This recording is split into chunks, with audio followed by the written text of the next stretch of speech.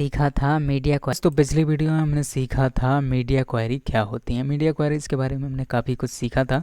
तो आज की वीडियो में मैं आपको बताने वाला हूँ, यहाँ पर मैंने tut30.html नाम की फ़ाइल बना ली है और यहाँ पर मैं बताने वाला हूँ स्यूडो सेलेक्टर के बारे में। तो स्यूडो सेलेक्टर के कुछ चाइल्ड टैग्स के बारे में आपको बताना चाहता हूँ। किसी स्पेसिफिक टैग को आप कैसे CSS डिफाइन कर सकते हैं, इसके बारे में आपको इस वीडियो में बताने वाला हूँ। तो यहाँ पर मैं attribute and and child selector के बारे में बताने वाला हूँ। तो यहाँ पर मैं टाइटल में लिख लेता हूँ ये सब कुछ। And third title pseudo selector के बारे में बताने वाला हूँ इस वीडियो में। तो इस वीडियो को एंड तक देखिएगा और अगर वीडियो पसंद आए तो लाइक ज़रूर कीजिएगा और कमेंट कर दीजिएगा। अगर आपका कोई सवाल है इससे रिलेटेड तो आप कमेंट कर सकते हैं, और चैनल को सब्सक्राइब नहीं किया है तो वो तो आप कर ही सकते हैं कोडिंग से भरपूर ऐसे ही वीडियो रोज़ाना देखने के लिए। तो यहाँ पर मैंने लिख लिया है। अब मैं सबसे पहले तो एक UL लिखूँगा। UL लिखकर एंटर प्रेस किया और LI यहाँ पर लिख लेता हूँ। LI को मैं क्लास देना चाहता हूँ बॉक्स की, और ID देना चाहता हूँ बॉक्स की। बॉक्स लिखना है, सॉरी। तो यहाँ पर डॉलर लगाकर मल्टीप्लाई बाय 5 कर देता हूँ, एंटर प्रेस करता हूँ। तो 5 हमारे 1 2 3 4 5 ID के साथ विद क्लास बॉक्स के नाम से LI यहाँ पर आ चुकी हैं। तो यहाँ पर मैं बॉक्स 1 2 3 ही यहाँ पर मैं लिखना चाहूँगा। तो इसको मैं Ctrl+C Ctrl+V और यहाँ पर सभी को मैं एक एक करके पेस्ट कर लेता हूँ। तो जैसा कि आप देख सकते हैं यहाँ पर मैं 1 2 3 4 5 6 5 हैं, सॉरी सिर्फ 5 हैं। तो इन सभी को यहाँ पर अंदर में पेस्ट कर लेता हूँ।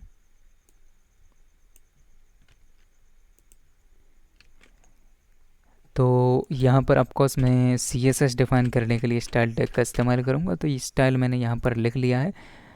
तो अगर अभी मैं गो लाइव पर क्लिक करूँ तो पिछला वाला हमारा जो लाइव सर्वर था वो चालू था। तो अब की बार मैं लाइव सर्वर चालू करता हूँ, गो लाइव क्लिक करता हूँ तो हमारा लाइव सर्वर यहाँ पर चालू हो गया है। बॉक्स 1 2 3 4 5 यहाँ पर लिखा हुआ है। तो मैं इसमें कुछ CSS डिफाइन करना चाहूँगा। तो अगर मैं LI लिखूँ, LI लिखकर कोलन लगाकर nth चाइल्ड अगर मैं लिखूँ, nth चाइल्ड यहाँ पर लिखा हुआ आ गया है। तो मैं सेकंड n प्लस 0 लिखूँगा और इसका कलर कर दूँगा मैं रेड या ब्लैक, कोई सा भी कलर अपने हिसाब से डाल सकता हूँ मैं। तो रेड ही कर देता हूँ मैं, रेड बोला मैंने। तो रेड कलर यहाँ पर मैंने डाल दिया है। अब अपने ब्राउज़र में देखेंगे तो ये आप देख सकते हैं कि जो हमारा सेकंड एंड फोर्थ था उसमें हमारा कलर रेड हो चुका है। तो मैंने सेकंड एंड प्लस 0 कहा है, इसलिए हमारा दोनों सेकंड एंड फोर्थ में हमारा कलर रेड हो चुका है। तो ऐसे ही हम अपने एक स्पेसिफिक टेक्स्ट को स्पेसिफिक टैग को हम CSS डिफाइन कर सकते हैं। तो यहाँ पर मैं एक फॉर्म बना लेता हूँ, जल्दी से यहाँ पर एक फॉर्म बना लेता हूँ। फॉर्म बनाकर एक्शन टैग को मैं कट कर देता हूँ। एक्शन टैग की भी हमें ज़रूरत नहीं है, तो यहाँ पर मैंने इसको कट कर दिया है। और फॉर्म के अंदर मैं कुछ चीज़ें डाल देता हूँ, जैसे कि सबसे पहले तो मैं फॉर्म को क्लास देता हूँ,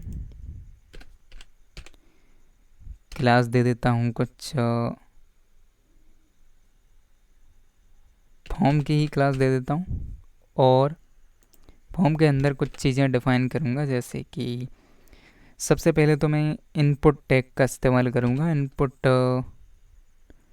यहाँ पर मैं लिखूँगा इनपुट, एंटर प्रेस करूँगा तो टाइप इजिकल टू टेक्स्ट यहाँ पर लिखा होगा, तो इसको मैं टेक्स्ट ही रहने दूंगा और प्लेस होल्डर डाल दूंगा। इसमें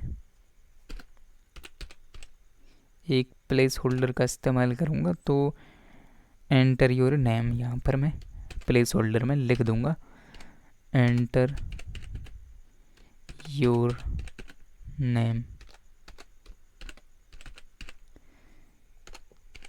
एंटर योर नेम मैंने लिख दिया है, और इसमें मैं एक और इनपुट टैग का इस्तेमाल कर लेता हूँ।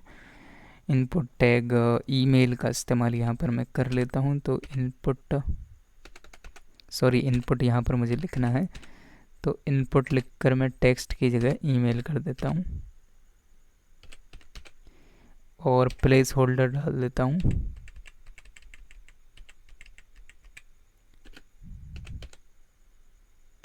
प्लेस होल्डर में क्या डालना चाहिए, एंटर योर मेल,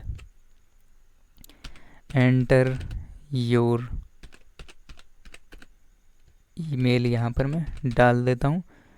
और मैं कोई ज़्यादा CSS इसमें डिफाइन नहीं करूँगा, लेकिन मैं आपको सिर्फ स्पेसिफिक चीज़ जो मैं बताना चाहता हूँ, जैसे कि टेक्स्ट है या ईमेल है, इसके बारे में बताना चाहता हूँ। तो मैं सबसे पहले तो Ctrl+S करके आपको दिखा देता हूँ कि ब्राउज़र में हमारा छोटा सा फॉर्म बन चुका है। इसके लिए मैं सबमिट बटन का भी इस्तेमाल करूँगा, तो बटन टैग का भी हम यहाँ पर इस्तेमाल कर लेते हैं। तो यहाँ पर मैं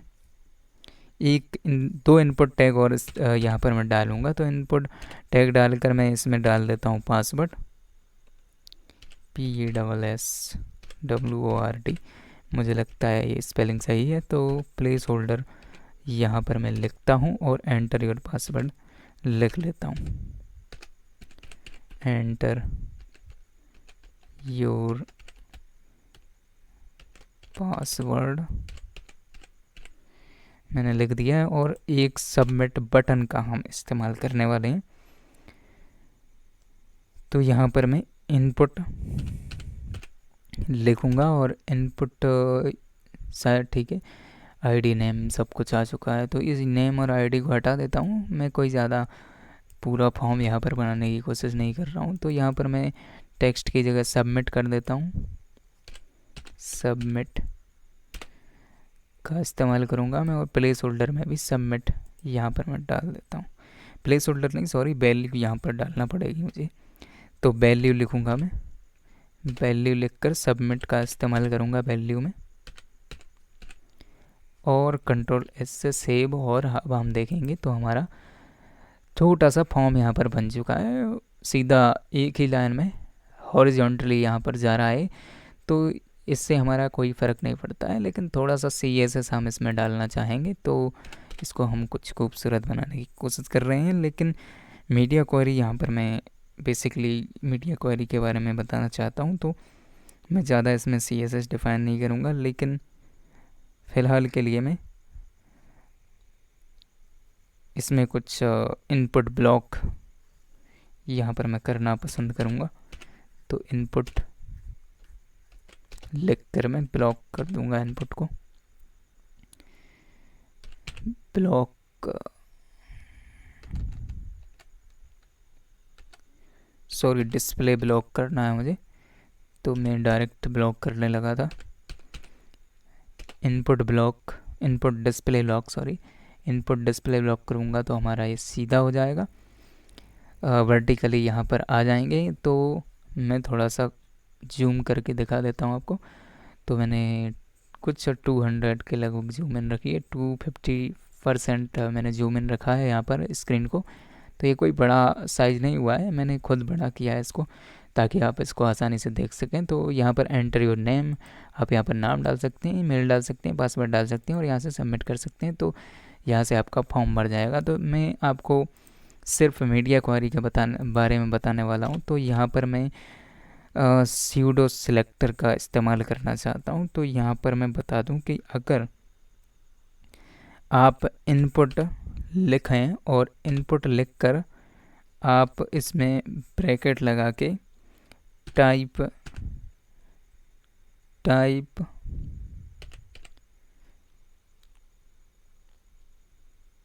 इजिकल टू